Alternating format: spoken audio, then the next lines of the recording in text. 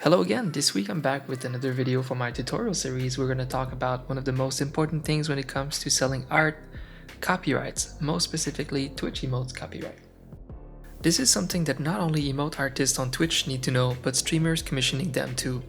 For too long I've seen the young and growing artist community on Twitch being unaware of their rights. And for too long I've seen streamers having absolutely no clue what they're purchasing.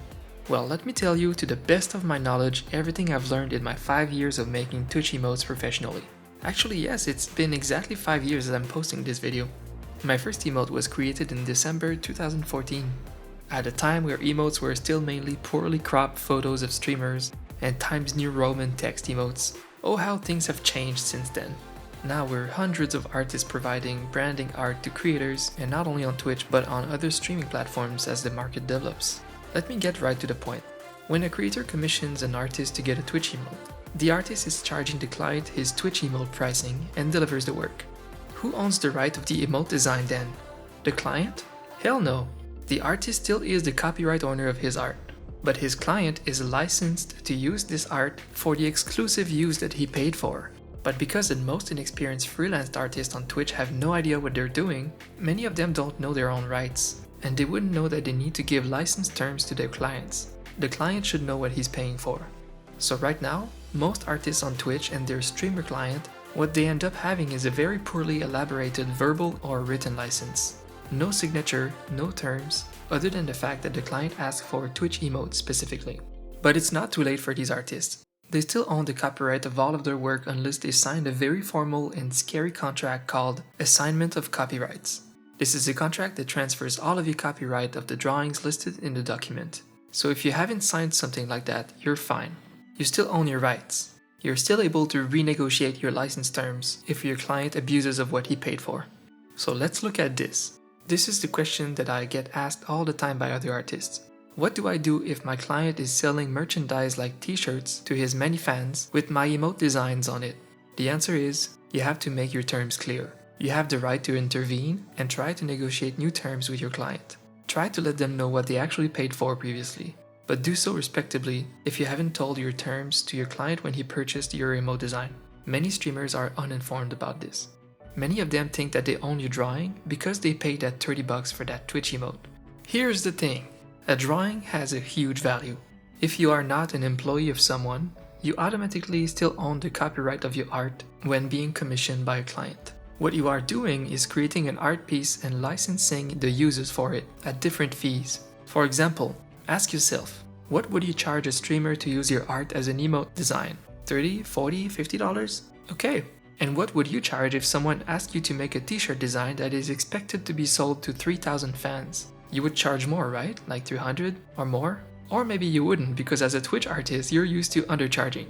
But yes, you should earn more than that, especially more than your emote price. So when a streamer comes to you, asking you for a Twitch emote design, he is paying for your Twitch emote license fee, for the exclusive use of your artwork as an emoticon on twitch.tv. Your client should not be able to resell your art on the t-shirt for the price that they paid for your emote. I had this happening to me when I was still inexperienced. It was a couple years ago. A big streamer took my $30 emote drawing and sold it many thousand times on t-shirts and other merchandise. After a while, I decided to seek legal counsel, and to this day I'm still trying to make this right. But the good thing is that I learned a lot from this experience. I really want you guys to know about this and know what to do in the future. This will be greater for all the artists around Twitch as a community, and the more we inform our clients, the more our rights will be globally respected. Ignorance in this matter is a source to many legal issues and stresses. So let's talk about license terms. How can you tell your client about your terms without looking too selfish or too businessy? First of all, have a website page link for your commission info. And under the Twitch emote section, I suggest you add a text like this. Terms of agreement. When purchasing an emote design, you are purchasing the exclusive right to use the design as a twitch.tv emote on your channel and on your own Discord. If you want to sell this art, for example on merchandise and anything outside of Twitch, we can renegotiate terms that may require a new fee. Something like that, in your own words and terms. And you can add a lot more terms to this agreement. Like you can tell them that you're okay with one free revision per emote, and if the client wants you to remake your drawing completely, that maybe they should charge for a whole new emote. Think about it this way. The drawing that you made for your client, maybe he didn't like it. but another client would have seen the same piece of work and would have been really pleased with it and paid you. So you're losing money for working with that person that makes you redraw the whole drawing without paying you more. So it doesn't matter if the client didn't like your work, you need to be paid for it. By hiring you and paying you, they trust in your abilities. But if they end up dissatisfied, it's on them. They should just pay you and find an artist that suits their style more. Bottom line, you need to be paid for your time. So I suggest you add something like that in your terms too. That you're okay with making some tweaks, but if the design must be redone completely, they should pay an extra fee. If you're close to your clients, you should also DM them and talk to them about it and let them know that if they ever want to put your drawings on merch, to just kindly message you about it, to seek your approval or negotiate terms. Most of my clients are very respectful when I talk to them about license, royalty fees and such. They are not as informed as I am about copyrights, licenses, and royalty fees, but they want to respect me as a professional artist, and that's great. So if you find someone who is disrespectful in reaction to you telling them that they can't sell t-shirts with your emote design without discussing terms and fees, if they disrespect you for taking care of your business and your rights, ditch them. Don't diminish yourself into accommodation just so that they keep working with you. It's not worth it. Even if they are a big streamer, trust me, they will become a huge source of stress to you. I worked with many streamers, huge, the biggest and the smallest. And honestly, in average, I get a lot more shoutouts and promotion from smaller creators. So don't feel like you should bend yourself and get on your knees for the big creators, because most of the time you won't get a lot more working with them than with a smaller creator. Yes, it's nice to have that on your portfolio, but the word of mouth of your streamers and their network is the best way to get new clients, and smaller partner streamers still have a very good network. The second way to make sure that your terms are shown before your client purchases the emotes is by sending them an invoice. A good way to do this is by using PayPal's invoice feature. It's a way to bill your client. So ultimately, it's best to have the client pay upfront. I personally often bill after, but I have been working with the same clients for many years and I really trust them. And it's a good way for me to add fees to my total if they want a lot of revisions, for example. But otherwise, I would definitely charge upfront too. So you send them a PayPal invoice using their PayPal email address and you write 10 emote designs for this streamer's Twitch channel, and there's a little box at the bottom that says terms and conditions. Now you know where I'm going with this. This box is the perfect place to write the same license terms as in your website's commission page. Put it in there so the client must agree to these terms before paying you, and then you work on the emote. This is a way to inform your client but also protect yourself if they breach the terms. Oh, I also get this question a lot. What should I charge my client if he's using my emote drawing on his merch? Well, there's two ways to earn a share. Royalties, like a percentage of their earnings, or a flat fee that you charge them for the campaign. I suggest a flat fee, because it doesn't require you to trust the client to tell you exactly how much they made with the campaign. And it's also a lot easier to manage when you have a lot of clients. Some emote artists make it even simpler. They have a one-time license fee per emote that lasts forever. For example, by having a client pay double your regular emote fee, you give them a long-term license to use that particular design on their merchandise. That's heavily underselling, but it's a way to do it that is simple. I personally go case by case. If the client is very small and has very little chance to make a profit higher than $100, I don't always feel the need to get in their way and take a cut. But when they have a very large audience and are expected to sell a lot, I need a much better deal and may charge a proportional flat fee per merch campaign. A client may ask you if they can get the full copyright of your emotes. This can be a bad thing for you. You want to be able to show your own work on your portfolio.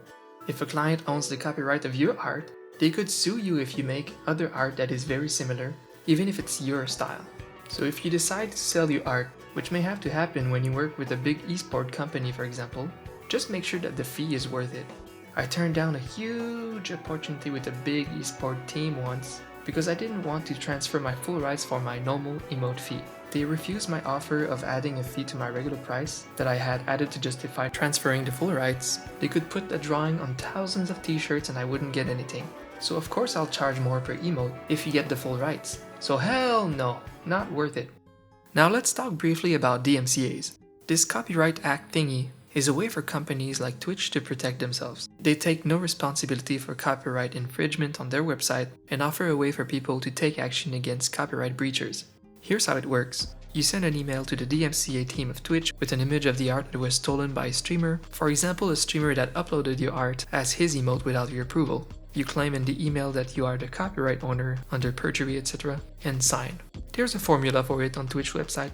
Twitch then automatically removes the allegedly stolen art. Now, the defendant can either accept it and move on, or he can counterclaim the copyright ownership of the art piece, and Twitch would have to just let him re-upload his emote. What happens then? You have to seek legal action.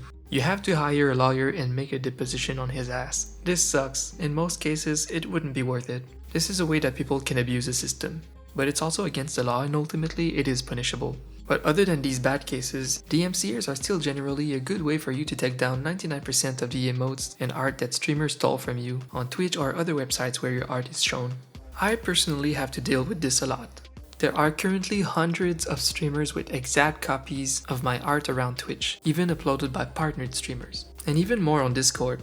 There are also people uploading t-shirts with my emotes on Amazon in different countries. Do I have the time to fight against all of this? No, I don't. The hour that I spend on DMCAs for Twitch, I'm wasting $60 or more on these idiots. In Discord, I've decided to stop trying to defend my copyrights on Discord. The reason?